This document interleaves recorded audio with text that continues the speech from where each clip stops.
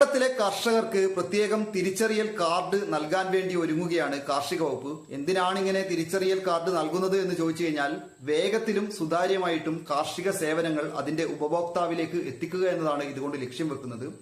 കൃഷി വകുപ്പിന്റെ ഔദ്യോഗിക ആപ്ലിക്കേഷനായിട്ടുള്ള ഖദർ ആപ്ലിക്കേഷനിൽ രജിസ്റ്റർ ചെയ്ത് കേരളത്തിൽ സ്വന്തമായി കൃഷി ചെയ്യുന്നതോ അല്ലെങ്കിൽ പാട്ടത്തിനെടുത്ത് കൃഷി ചെയ്യുന്നതോ ആയിട്ടുള്ള കർഷകർക്ക് ഈ കാർഡ് സ്വന്തമാക്കാവുന്നതാണ്. ആദ്യഘട്ടത്തിൽ 5 വർഷത്തേക്കാണ് ഈ കാർഡ് ലഭ്യമാക്കുന്നത്. ഭാവിയിൽ ഒരുപാട് ഉപകാരങ്ങൾക്ക് ഇത് കാരണമാവും എന്നാണ് പറയപ്പെടുന്നത്. പ്രധാനമായിട്ടും കൃഷി വകുപ്പ് നൽകുന്ന സേവനങ്ങളിൽ ഗുണഭോക്താവാൻ നിങ്ങളെ ഇത് സഹായിക്കും. അതോടൊപ്പം തന്നെ വിപണി കണ്ടെത്താൻ ബുദ്ധിമുട്ടുന്ന കർഷകർക്ക് ഇടനിലക്കാരില്ലാതെ തന്നെ തങ്ങളുടെ ഉൽപ്പന്നങ്ങൾ വിറ്റഴിക്കാൻ വേണ്ടിയിട്ട് വിപണി കണ്ടെത്താൻ സാധിക്കുമെന്നാണ് പറയുന്നത്. കാർഷിക വായ്പകൾ പല രീതിയിലും ലഭ്യമാക്കാൻ ഇതുവഴി സാധിക്കുമെന്നാണ് പറയുന്നത്.